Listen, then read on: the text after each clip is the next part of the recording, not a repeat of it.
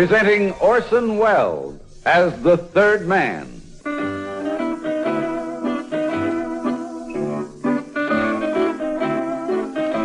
The Lives of Harry Lime, the fabulous stories of the immortal character originally created in the motion picture The Third Man, with zither music by Anton Karas. Beautiful, très chic, très French she could have been, and for a while I almost kidded myself she was the great romance of my life. But as Shakespeare, as somebody said once, dames is poison, likewise dolls, and believe me, the honey on those soft red lips of hers was laced with pure, unadulterated strychnine.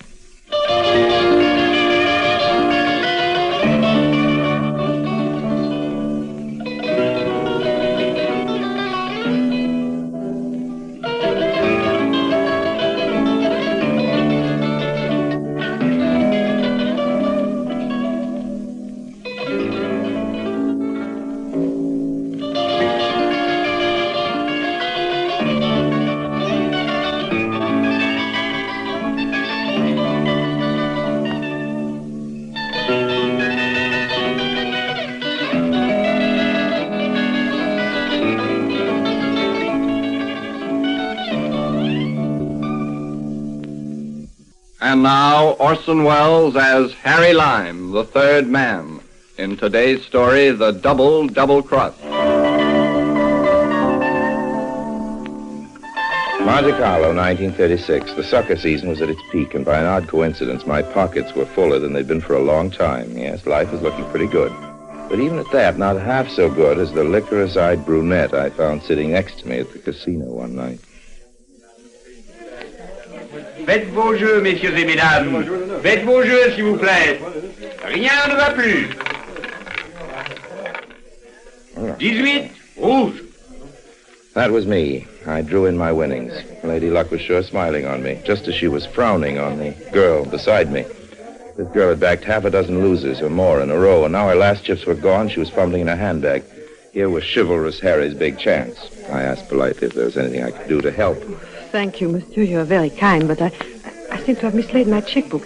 I'm afraid I shall have to give up for tonight. Oh, you can't quit when you're so much down. I have no choice. Nonsense. Here, take this stack of chips. Oh, but monsieur, Please, go on. No, monsieur, I would not blame you. I'm a complete stranger. Just a loan. But if I lose again, I may not be able to repay you. Oh, chance that. Please, take it. If you insist. I certainly do. Thank you, monsieur. Faites vos jeux, mesdames et messieurs. I'll put the lot on 21. The lot? Sure. But is that prudent? To a successful gambler, mademoiselle, the word prudent doesn't exist. When you got a hunch, play it. Play it hard. And you have a hunch about 21? Yeah, I have. Bien, I'm in your hands. I do as you say. There. Good. Faites vos jeux, s'il vous plaît. Rien ne va plus. Numéro 21, rouge. I have won. What did I tell you? Oh, you must be very lucky, monsieur. I'm beginning to think I am. What shall I choose this time? This time, let's see, 17. All right, 17.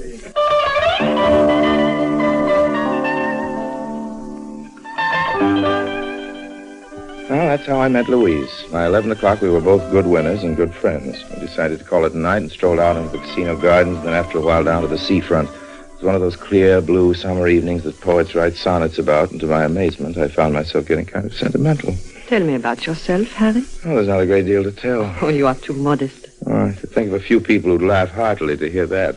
What brings you to Monte Carlo? Business or pleasure? A little of each, I guess. What is your business? I'm a collector. What you collect? Objets d'art. How interesting. Of any particular kind? Anything that appeals to my sense of beauty. Do you often make a find? Sometimes. Tonight, for instance. Thank you. That is a very nice compliment. It's a little corny, but it has the rare virtue of being sincere. What about yourself, Louise? Do you live here in Monte? No, I am on holiday. I come from Paris. I might have guessed it. What part? Neuilly. Married? Is that important? Well, it could be. Yes, I have a husband. It's customary for a woman to sound a little more enthusiastic when she says that.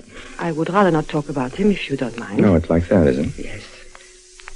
There's a cold breeze coming in from the sea. I must return to my hotel. So soon? I'm very tired. Oh, I'm sorry I've kept you out too long. Which way from here? Oh, please, you must not trouble yourself. I'll be all right alone. You don't think you can walk out of my life like that, do you, Louise? It would be more prudent. I've already told you there's no such word. Let's go.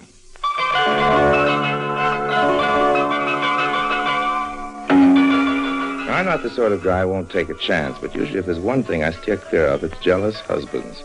Yet tonight, somehow, it was different. I felt Well, sort of reckless. Maybe it was that perfume Louise wore. Maybe it was the moonlight. I don't know. Anyway, almost before I'd realized it, we were at the door to her suite, and she'd opened it. Would you like to come in for just one drink? Well, No, perhaps it would be better not. Good night, Harry. Oh, well, when am I going to see you again? I don't know. I think perhaps I will return to Paris tomorrow. Why? It would be wise. Oh, no, you mustn't. But You can't just part. We can't. You mustn't go away like this. Why, Louise, you're crying. It's nothing. Nothing at all. I guess I will have that drink after all. Oh, no, Harry, please. You did ask me, you know. After you.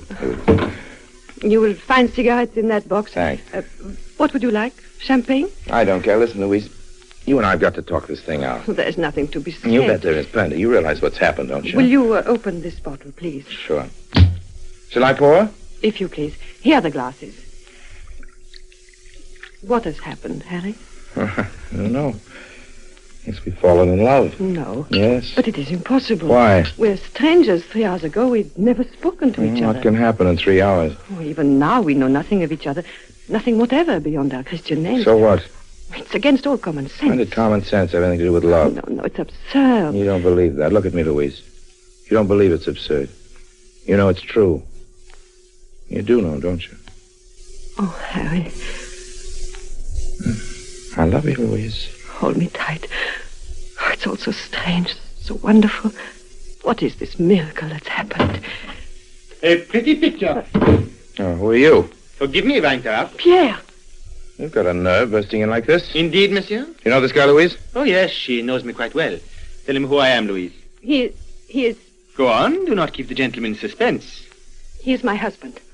What? You didn't tell me he was here in Monte. A regrettable oversight, I'm sure. I'm sorry, Harry. I have no doubt the gentleman is sorry, too. The point is, what is to be done about it? Well, naturally, I apologize. That is very generous of you. And I assure you, your wife is altogether blameless in this little affair. Oh, you Americans are so gallant. And now, if you'll excuse me, Not so fast, monsieur. There is much to be said yet. Oh? What, for instance? This may be just a passing incident to you, but does it not occur to you that you have ruined my whole life? I don't get you. You make love to my wife. I've always Well, believed I her wouldn't faithful say to me, that. but now you kill my trust in her. You destroy the whole fabric of our marriage. Oh, now, look here. If you were a gentleman, the least you could do would be to offer some compensation for the harm you have done. What kind of compensation? Let us say 200,000 francs. Are you kidding? I assure you I am very much in earnest. You seem to forget one thing, monsieur. Oh, what's that? If this story were to get out, it would create an unpleasant I scandal. get it. You would not wish that, I'm sure. I think you kid. Blackmail, is that it? Call it what you will, monsieur. Okay, go ahead. You may find it hard to prove, though. Louise and I both deny it. But Louise is a very truthful person. She would not deny it, would you, my dear? You did kiss me, Harry? Oh, yes. Yes, I did. So now we know exactly where we stand. You know, I'm surprised at an apparently smart pair like you two. I do not understand. Oh, I admit it's a neat little racket. I say it pays as well as most, but you should pick your marks with a little more care, you know. So now you insult us both, eh? Is that possible? Monsieur! This is intolerable. Relax, both of you. About time you learn my surname, Louise. It's Lime. No, Lime. Not Harry Lime. In the flesh. Not too much of it, And but we in the tried flesh. to. Oh, this is too absurd. You must forgive us, monsieur. We had no It idea. was you who picked him out at the casino. But how was I to know? He has about him such an air of naivete and I innocence. find it helps with the suckers.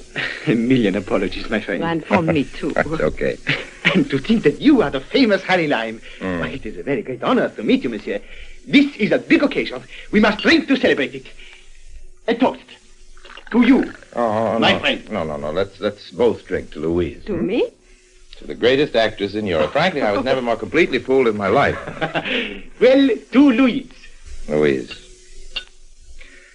Tell me, is this your regular racket? Oh, not at all. Merely what you might call a seasonal sideline. I see. It helps to pay our summer expenses. Well, what's your specialty? We are interested in anything that promises a profit. Oh, who isn't? In point of fact, monsieur, if you happen to be free at the moment, it occurs to me we may be able to do business together. Oh? I have recently had a proposition, but it is not an undertaking for a woman. It needs two men. Well, let's hear about it. As you know, American dollars are easy to obtain on the continent and very difficult in England. There is a strong demand for them in London and a big profit for anyone who can smuggle them in. Guess there must be. The English customs are difficult, but it can be done. You see, among my other accomplishments, I am a qualified pilot. Now, here's the proposal.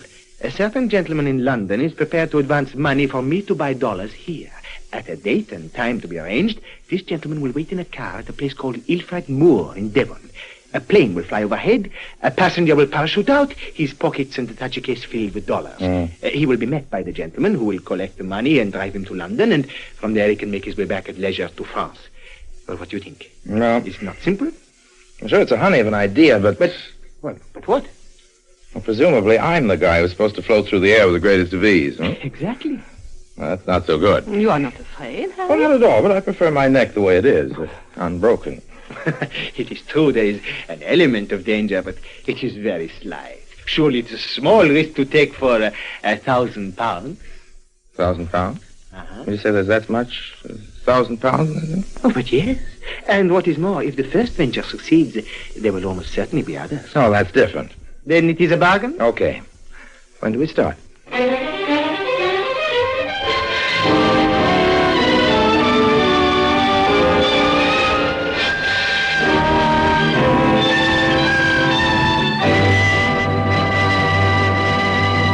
In a moment, Orson Welles returns as Harry Lime, the third man.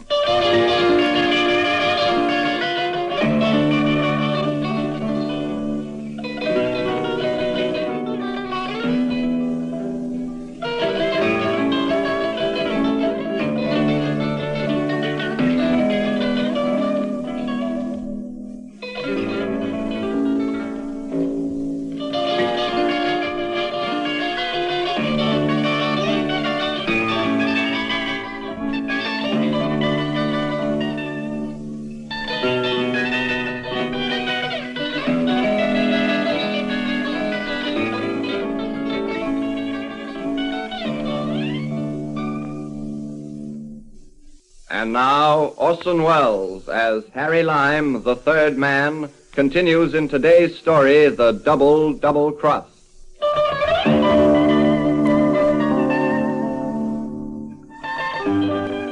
Well, we all went to Paris next day, and Pierre got busy organizing his end of the business. About a week later, we drove to a little place outside Cherbourg where Pierre had a two-seater plane housed in a converted barn. And next morning, we took off.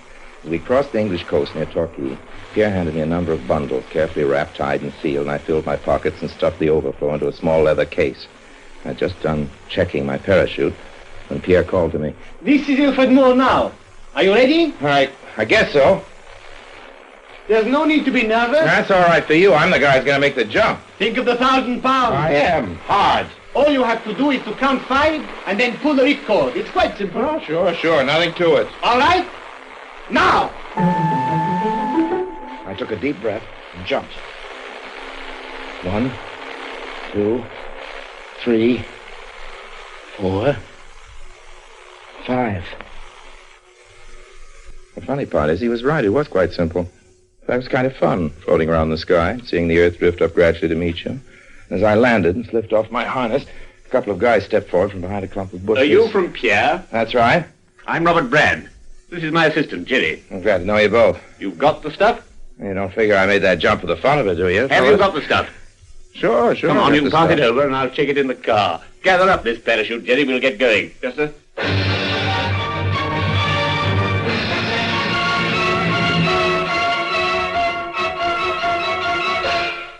Didn't take me 2 minutes to find out this Brand was tough, the English gentleman type, but hard as iron.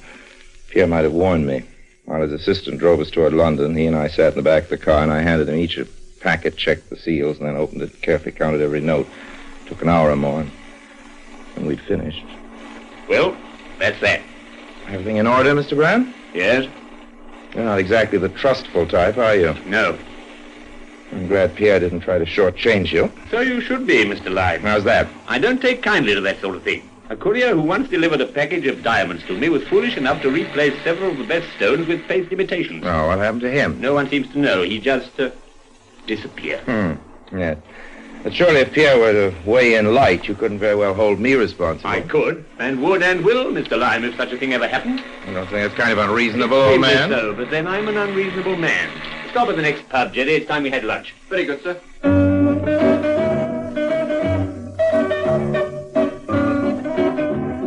Back in Paris, a couple of days later, I told Pierre of our amiable little conversation in the car. I would not take too much notice if I were you. That's the sort of thing a guy does take notice of if he's wise, old Lots man. of people like to talk that way. Well, maybe, but this one wasn't kidding. In any case, what is there to worry about? Why wouldn't I worry? Well, I've got to make one mistake, and I'm for it, old man. I do not make mistakes. Well, if you don't want to have a look for a new parachutist, you'd better not. That's all.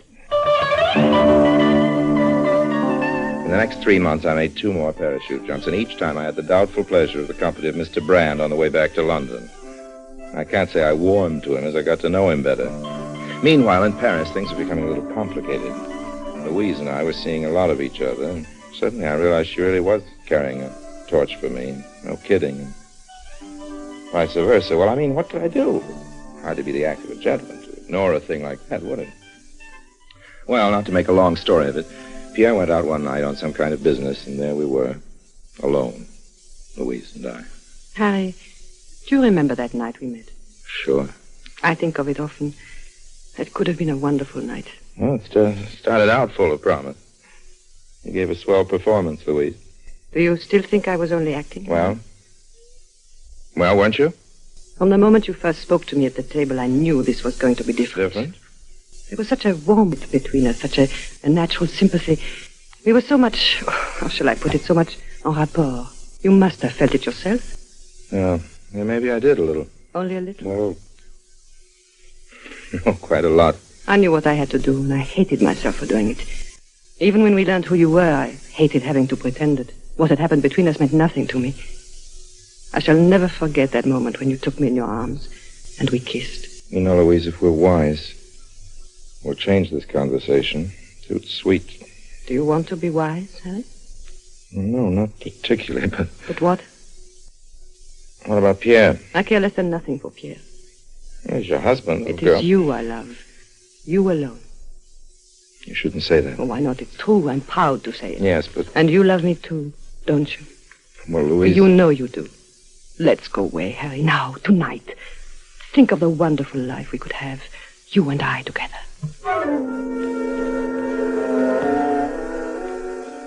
She was lovelier than ever, a half-light. Her black eyes were soft and tender, lips warm and red and inviting.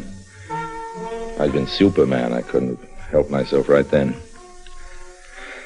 I took her in my arms, and then from the corner of my eye, I saw a movement beyond the French doors. There was someone out on the balcony listening and watching. Now, I'm not a suspicious guy, but something told me it was Pierre. I could almost see him reaching for his knife. I had to think and act quick. I let Louise go and turned away from her. Harry, what is it? Louise, we just can't do this, Louise. But... It wouldn't be fair to Pierre. Fair to Pierre?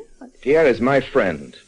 Pierre's a good guy, and after all, there's such a thing, Louise, as common decency. And also, there is such a thing as love. That's just it, Louise. If ever I've given you the wrong impression, I apologize. I do not understand. I like you, of course, I always have, Louise, but as for anything more than that... Are you trying to tell me I'm that... trying to tell you as nicely as possible that I don't love you. I don't love you. I see. I'm sorry, but there it is. And so you should be sorry, leading me on the way you have. Now, be fair, Louise. I've never said one word. One word? What do words matter? You've told me 1,000 times in the tone of your voice, in your looks, in your touch. That's not so. That's not so at all, Louise. You misrepresented my manners, What Louise. a fool I've been. What a fool. I believed you, and all the time you were just amusing yourself. I assure you. You will be sorry for this, Harry. I do not forget. One day you will regret ever having met me. Louise!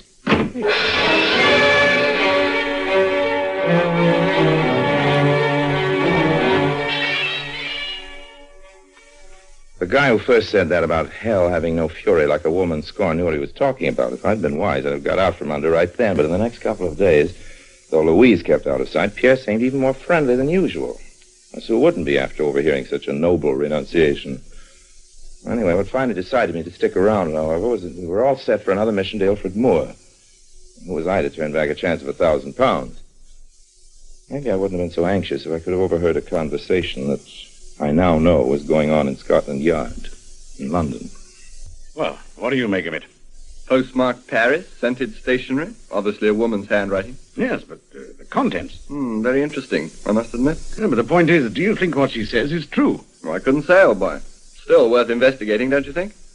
Even if nothing comes of it at all, it should make a very pleasant day's outing. Louise usually came with us to Cherbourg. For obvious reasons, she didn't this time. I was just as glad. As we flew over the channel towards England, I did quite a lot of heavy thinking. And by the time we'd hit the coast, I'd made up my mind. Pierre, I think you ought to know this is my last trip. That's strange. Why? I had a feeling it might be. Oh, yes. I think I'll stick in London a while. I'm tired of Paris. You've been a very close friend, Harry. We miss you, Louise and I. Well, we're bound to meet sometime in the future. I wonder, does Louise know about this?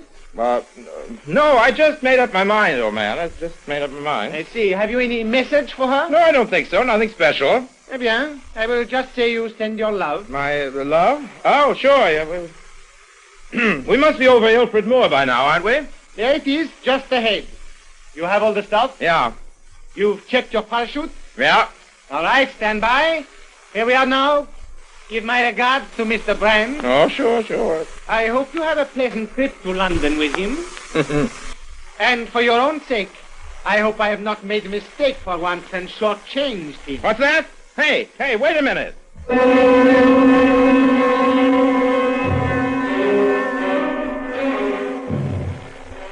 It was too late. I'd been on the brink, and as I spoke, Pierre lunged forward and shoved me in the chest. And as I topped backward into space, I could see that he was smiling. And it wasn't a friendly smile. It seemed hours while I floated down. And why should I have any special reason for wanting to land? I knew by now exactly what would be waiting for me. My feet touched earth at last. It was a bad landing. I skidded and rolled over, and by the time I'd freed myself, there were two guys standing over me. This is it, I said to myself. I looked up. They weren't Brand and his assistant at all. But two fellas I'd never seen. Mr. Harry Lime? Yes? We're from Scotland Yard. Oh, well, how do you do? You're kind of off your beat, aren't you? We would advise that you might choose this rather unconventional way of visiting England. Advised? You mean we somebody... had a letter from a young lady in Paris. At least the writing suggests that she's young, and the perfume suggests that she's a lady. Soir de Noël, so my wife tells me. I get it, a sellout. She seemed to be under the impression that you may be carrying a rather large sum of money with you, in American dollars. I wonder what could have given her that idea. Now, you don't mind if we search you, I hope? What happens if I do mind? I'm afraid we shall have to insist. Okay, go ahead. I'll take the briefcase. You attend to Mr. Lime's pockets. Certainly, old man. Well, I must say you have a few packages here, and all so neatly tied and sealed. It seems almost a pity. No, what's the matter? Well, this seems rather a lot of trouble to have taken for a wad of brown paper. Of what? Brown paper, Mr. Lime. Look at it. Yes, and look at this. Yes, and this. In fact, it's all brown paper. So it is. I got it at once. Louise had spilled the beans to Scotland Yard in an anonymous letter, and Pierre dummied the packets knowing what Brand would do to me, the double cross. Only what they didn't know was that between them, they'd cancel the whole thing out and save my bacon. Funny, isn't it? Very funny. Yes, I'm afraid you have the advantage of us, Mr. Lime. Oh, how's that? We don't quite see the joke. No, and I guess you never will. What happens now? Oh, just a few formalities. Could I see your passport? Certainly, old man, certainly. I'm too glad to oblige. Yes. Well, it seems to be in order. That's fine. You gentlemen happen to be driving back to London? Yes. Then maybe you'll give me a lift. Oh, with pleasure. Well, come along. Let's go, shall we?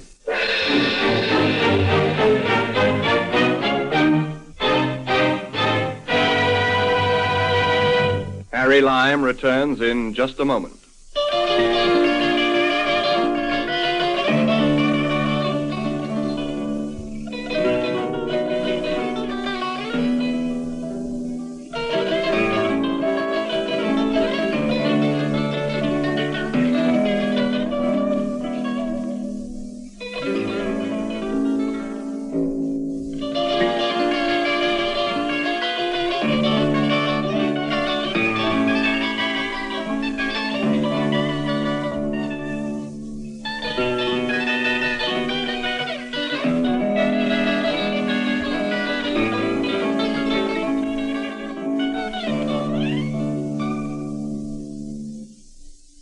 And now, Harry Lime.